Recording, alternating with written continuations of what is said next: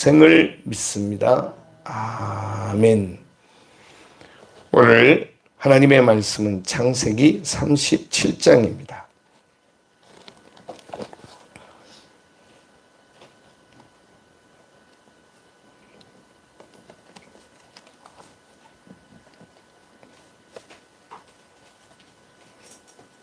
창세기 37장, 저와 여러분이 끝장 끝절까지 함께 교독하시겠습니다.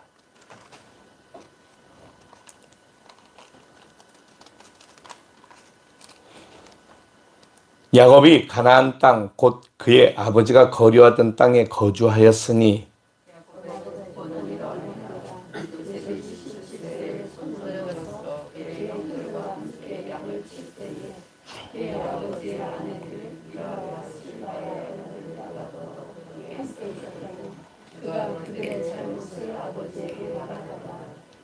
요셉은 노년에 얻은 아들이므로 이스라엘이 여러 아들들보다 그를 더 사랑함으로 그를 위하여 채색 옷을 지었더니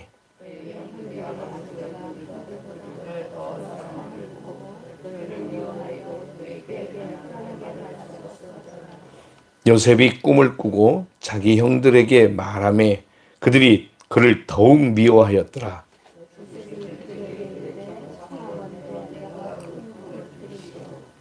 우리가 밤에 밭에서 곡식단을 묶더니 내 단은 일어서고 당신들의 단은 내 단을 둘러서서 절하도이다.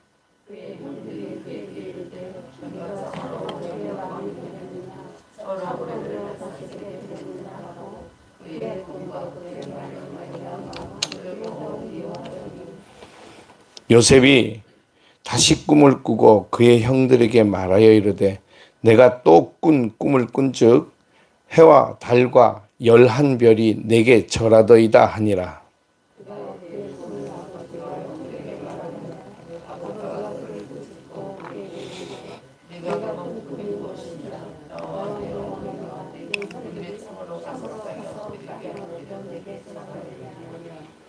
그의 형들은 시기하되 그의 아버지는 그 말을 간직해 두었더라. 이스라엘이 요셉에게 이르되 네 형들이 세겜에서 양을 치지 아니하느냐 너를 그들에게로 보내리라. 요셉이 아버지에게 대답하되 내가 그리 하겠나이다.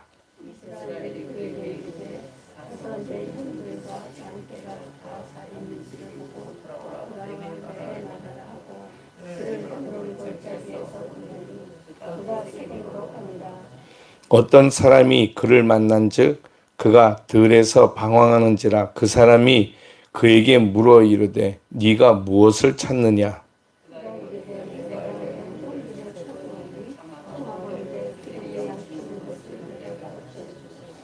그 사람이 이르되 그들이 여기서 떠났느니라.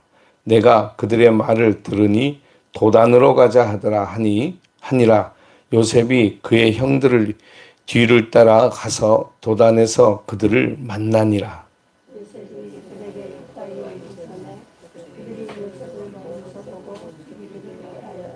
서로 이르되 꿈꾸는 자가 오는도다.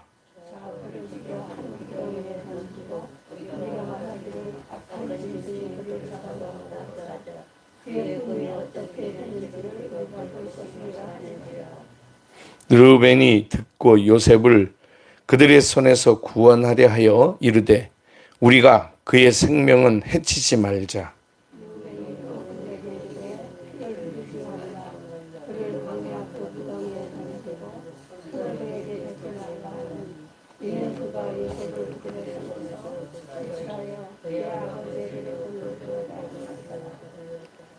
요셉이 형들에게 이르매 그의 형들이 요셉의 옷 곧 그가 입은 채색 옷을 벗기고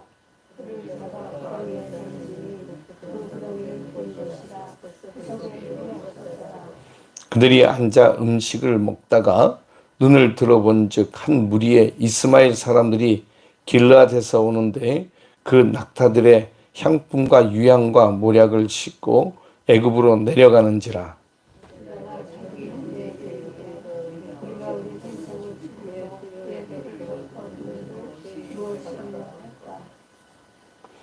자, 그를 이스마엘 사람들에게 팔고 그에게 우리 손을 대지 말자. 그는 우리 동생이요 우리의 혈육이니라 하매 그의 형제들이 청종하여 하더라.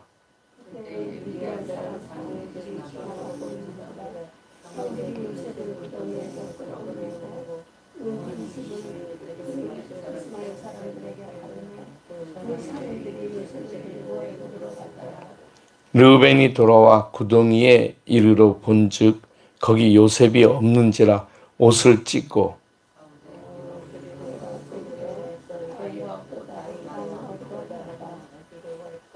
그들이 요셉의 옷을 가져다가 순염소를 죽여 그 손에 그 옷을 피해 적시고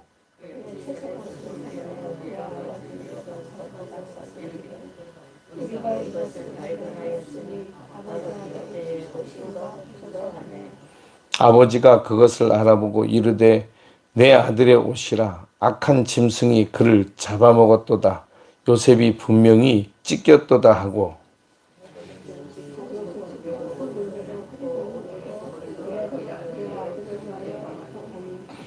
그의 모든 자녀가 위로하되 그가 그 위로를 받지 아니하여 이르되 내가 슬퍼하며 스올로 내려가 아들에게로 가리라 하고 그의 아버지가 그를 위하여 울었더라.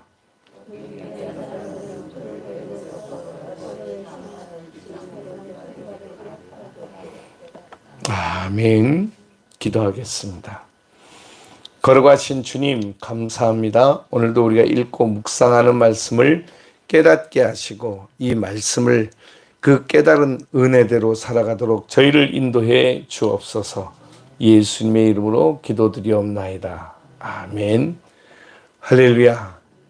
오늘도 우리가 주시는 말씀을 깨닫고 주님과 동행하는 복된 시간 되시길 축복합니다. 오늘은 이제 요셉의 이야기가 본격적으로 시작이 됩니다.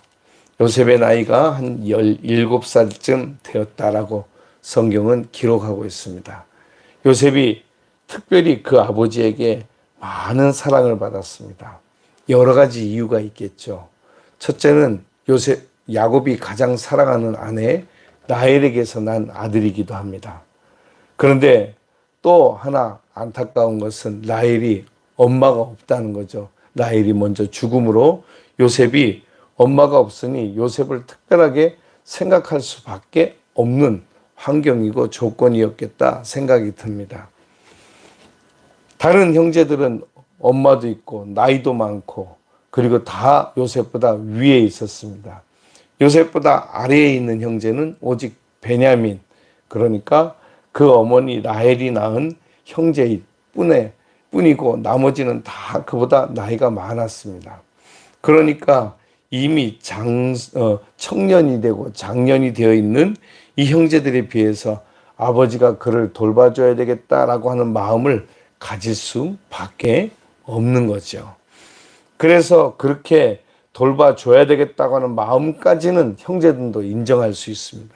근데 문제는 거기서 끝나는 게 아니라 요셉을 특별히 더 사랑했다고 성경이 그렇게 말하고 있습니다. 4절에 보니까 그의 형들이 아버지가 형들보다 그를 더 사랑함을 보고 그를 미워하였다라고 말하고 있습니다. 그래서 그에게 편안하게 말할 수 없었다라고 말합니다.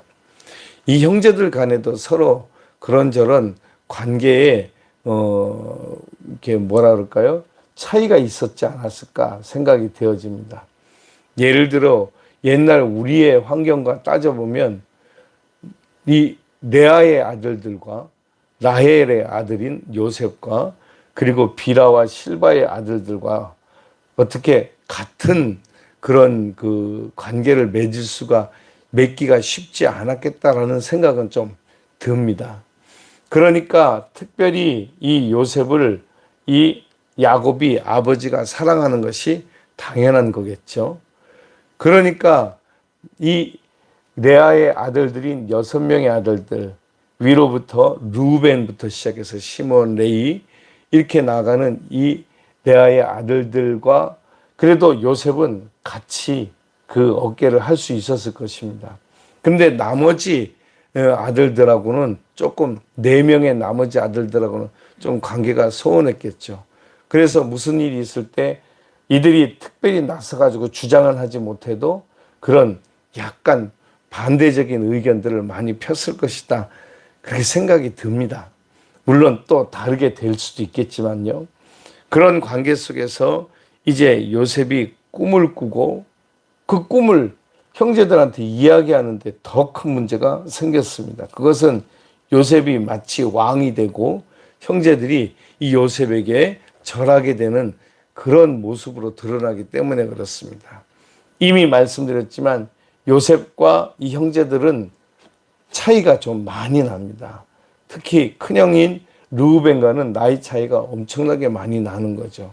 그런데 그 형들이 자기에게 자기의 볕단에 또 자기의 별에 절한다라는 얘기를 들을 때 마음이 편안할 리가 없었을 것입니다. 그러니까 그런 마음을 품고 있는 차에 이 요셉이 온다라고 하는 것을 보자마자 오늘 성경은 아주 단호하게 말합니다. 저를 죽여버리자. 어떻게 이렇게 다른 그 구절들이 없습니다. 다른 구절들이 없이 8절에 보니까 그의 형들이 그에게 이르되 네가 참으로 우리의 왕이 되겠느냐, 참으로 우리를 다스리게 되겠느냐 하고 그의 꿈과 그의 말로 말미암아 그를 더욱 미워했다라고 하는 구절과 그 다음에 그가 꿈을 꾼 그거로 인하여서 당장에 요셉을 보자 그를 죽여야 되겠다라고 하는 것입니다. 오늘 우리가 읽었던 성경의 18절이죠. 요셉이 그들에게 가까이 오기 전에 그들이 요셉을 멀리서 보고 죽이기를 꾀하여 라고 말하고 있습니다. 단번에 그 형들을, 이 요셉은 나이가 17살이나 먹었는데도 철이 없는지 아니면 분위기 파악이 안 되는 건지 형들의 마음을 모르는 건지 어떻게 해서 이 형들에게 아무렇지도 않게 내가 다녀올게요 아버지한테 그렇게 이야기할 수 있었는지 잘 모르겠습니다. 그런데 분명한 것은 이 요셉이 그렇게 해서 갔더니 이미 형들은 기회만 보고 있었구나라고 하는 것을 알 수 있습니다. 때만 되면 내가 반드시 우리가 요셉을 죽이리라 라고 마음을 먹고 있었던 것 같습니다.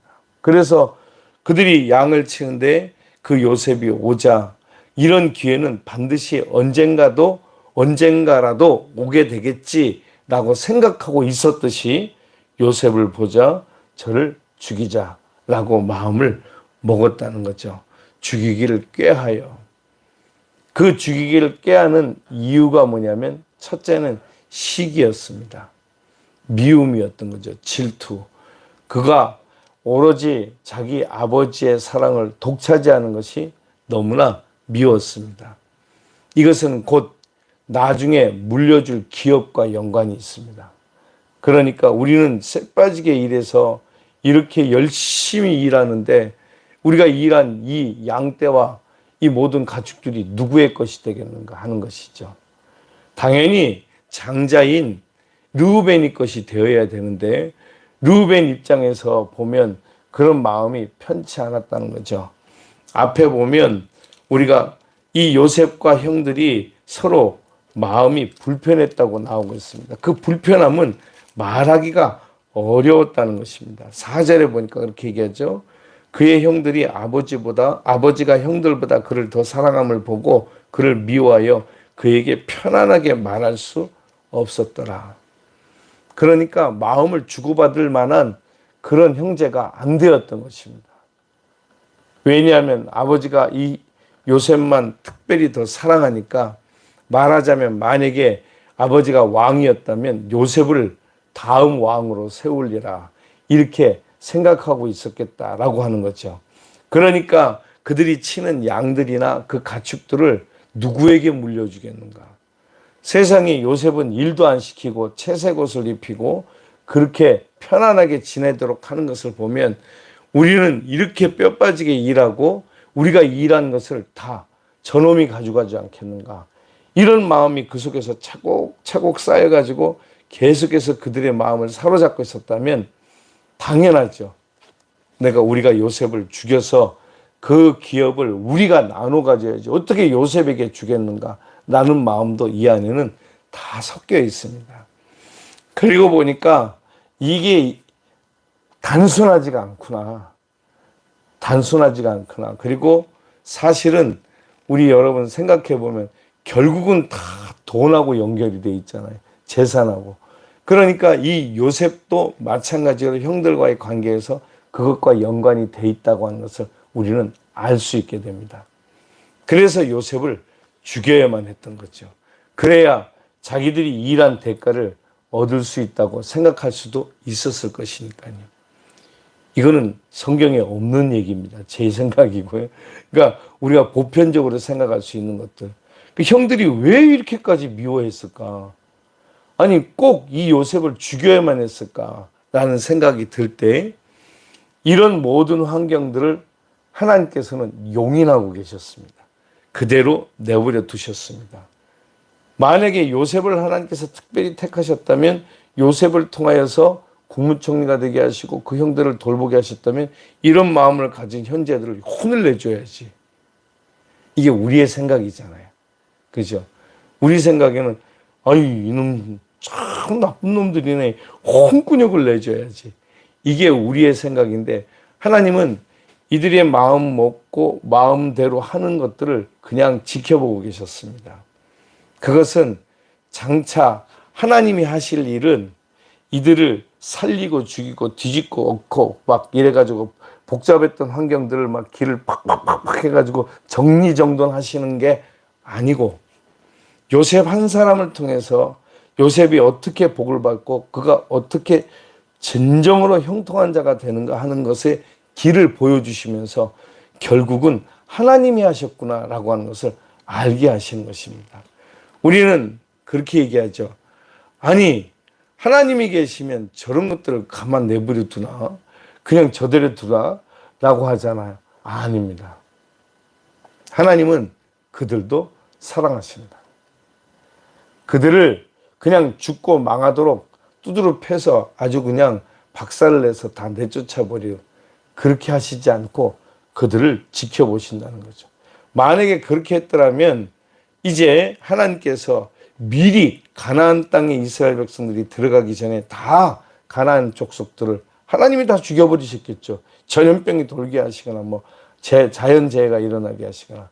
근데 하나님께서 이스라엘 백성들에게 그렇게 하라고 명령하신 것은 그들로 하여금 하나님의 명령에 순종하는지를 보게 한 것입니다. 그런데 요셉은 하나님의 말씀에 절대 순종자였던 거죠. 이게 대단히 중요한 것입니다. 그러니까 나중에 우리가 보게 되겠지만 내가 어찌 하나님 앞에 득죄하리까 그러잖아요. 죄를 짓겠습니까? 이게 요셉이 나아가는 삶의 방향이었던 것입니다. 이것을 하나님께서는 성경에 기록하게 하시고 오늘도 우리에게 깨닫게 하십니다. 저는 성경에서 요셉을 가장 좋아하는데 요셉이 국무총리였기 때문에 좋아하는 것이 아니라 요셉이 국무총리가 되기 전까지의 겪는 과정이 너무나 그 과정이 하나님이 함께 하심으로 형통한 자가 되는 것 과정이잖아요. 그죠? 이것이 우리에게 중요한 교훈인 것이죠. 그런데 오늘 성경에 나오는 이 요셉은 철딱서니 없기가 그지가 없습니다. 근데 왜 이렇게 등장하는지는 우리가 알 길이 없죠. 오늘 성경에 보니까 이 요셉이 형들을 찾으러 갔는데 형들이 어디쯤 있을 것이다 라고 아버지에게 들었습니다. 그게 세겜 땅이었습니다. 가서 보니까 아버지가 말한 대로 형들이 없었어요. 이것은 우리에게 어떤 의미를 주냐면 요셉은 하나님이 아니다는 거예요. 요셉은 자기가 탁 마음 먹으면 자기가 원하는 대로 탁탁탁 이루게 하는 하나님이 아닌 것입니다. 그리고 형들이 어디에 있는지 어디로 갈 건지 알지도 못하는 그냥 우리와 똑같은 사람이라는 것입니다. 그래서 요셉이 가서 보니 형들이 없어요. 어디로 갔는지 알 길도 없어요. 그가 다 알아가지고 착착착 간 게 아니라 동네 사람들의 주변 사람들에게 물어봤어요. 여기 양치는 형제들이 있었는데 어디로 갔습니까? 그랬더니 도단 쪽으로 간다 그러더라. 라고 그 사람들에게 이야기를 듣고 도단으로 형을 찾으러 가요. 그런데 그렇게 가서 그에게 좋은 일이 있는 게 아니고 결국 그는 잡혀서 구덩이에 던져지게 되지요. 그리고 난 다음에 이제 그를 은 20에 그들을 이제 아라비아, 그러니까 이스마엘의 후손들에게 팔아버리죠. 후손들이라고 하는 것은 이제 한 손자의 아들뻘쯤 되는, 그러니까 그렇게 멀지 않은 한 4, 5대 되는 그런 이스마엘의 후손들에게 팔려서 결국은 그가 이제 광야를 지나 애굽 땅으로 들어가게 되는 거죠. 오늘 여기까지 오는 성경에 기록이 되어 있습니다. 그리고 보면 요셉도 다 하나님의 인도하심을 따라 사는 것이지 요셉이 스스로 자기의 길을 가는 것이 아니었구나라고 하는 것을 알게 됩니다. 요셉이 굳이 17살쯤 되면 자기가 이런 말 하면 형들이 싫어하겠다라는 생각을 못 할까요? 제 생각에는 다 했을 것 같은데, 그죠? 그럼에도 불구하고 그렇게, 그것도 한 번도 아니고 2번씩이나, 무슨 바보 멍충이도 아니고, 아니 왜 그러는 거야 도대체 너?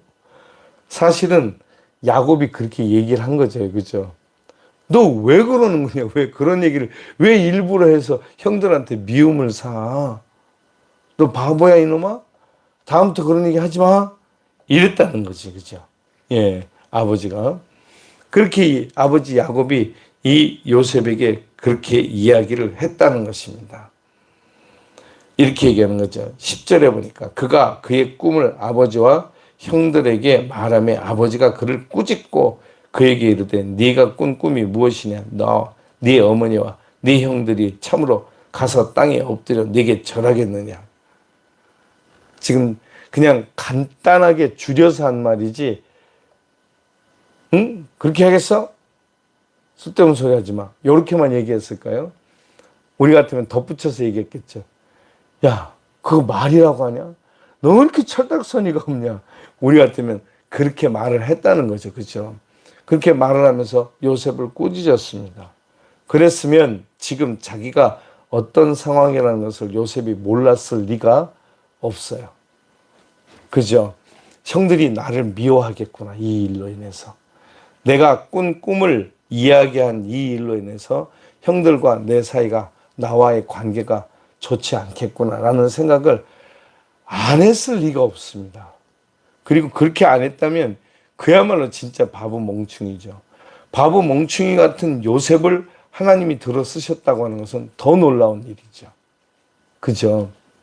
철딱선이 없는 이 요셉을 하나님께서는 그를 인도하셔서 사용하셨구나. 어쨌든 간에 여러 가지 상황에서 우리는 생각을 해볼 수가 있습니다. 그러니까 요셉이 지금 단순하지가 않다는 거죠. 그냥 멍청하게 있다가 그렇게 했든지, 아니면 알면서도 그렇게 했든지, 뭐 믿음이 좋았든지, 아니면 용기가 있었든지, 아니면 바보였든지, 어쨌든 17살이 넘게 먹은 이제는 청년의 때로 접어들고 있는 요셉이 이제 그 형들에게 아버지가 너 형들에게 가서 형들이 어떻게 잘하고 있는지 한번 보고 와라. 이것은 그 형들을 돌아보고 와서 나에게 보고해달라, 이런 뜻이라기보다 너 심심하지? 너 혼자 있으니까 집에. 너 한번 형들에게 한번 갔다 와봐. 형들이 어떻게 하고 있는가. 이 얘기는 여행 삼아 갔다 오라는 얘기였어요. 그러니까 그 요셉이 오는 꼴을 보고 형들은 더 열받았던 거죠. 생각해 보세요. 요셉이 형들에게 올 때 무슨 옷을 입고 왔다고요? 채색 옷을 입고. 그건 일하는 사람의 자세가 아니죠. 그러니까 우리를 도와주러 왔다고 생각하지 않는 거죠. 저놈이 와서 우리의 이야기를 아버지한테 보고하러, 그러니까 고자질하러 왔구나, 이렇게밖에 생각할 수가 없는 거죠. 그래서 형들은 그 요셉을 보자마자 화가 나지 않을 수가 없었던 거죠. 여러분 안 그러겠습니까? 그죠? 그러니까 그냥 이런 복잡하게 얽힌 상황들을 다 빼고 일어난 사건만 성경은 우리에게 턱 하고 던져주면서 이야기하고 있지만, 이 속에 얽힌 이야기들은 정말 많은, 예를 들어서 형 루벤이나 시몬이나 레이나 유다나 아, 내 말 좀 들어봐. 내가 진짜 할 말이 많아요. 요셉에 대해서. 그렇게 얘기하지 않았을까요? 그죠? 그런 관계에 있었던 것입니다. 그러니까 이 형들의 입장에서 요셉을 죽이고 싶을 만큼 미웠겠구나라고 하는 것이 이해가 되어지는 거죠. 그렇다고 해서 자기 형제를 진짜 죽입니까? 그러니까 요셉은 그렇게 사랑받고 그렇게 대우받는 삶의 형태를 살아가고 있었다라고 하는 것이고, 이제 그야말로 천국에 살다가 지옥의 나락으로 뚝 하고 떨어지는 일이 지금 발생한 거죠. 오늘 우리의 인생에서 살아가다 보면 우리가 잘 될 때도 있고 하나님께 사랑받아서 잘 되는 것 같은 우리의 인생인 것 같이 느껴질 때도 있고, 그냥 하늘에서 지옥으로 뚝 떨어지는 것처럼 인생이 완전히 망가졌다 생각할 만큼의 괴로운 때도 있습니다.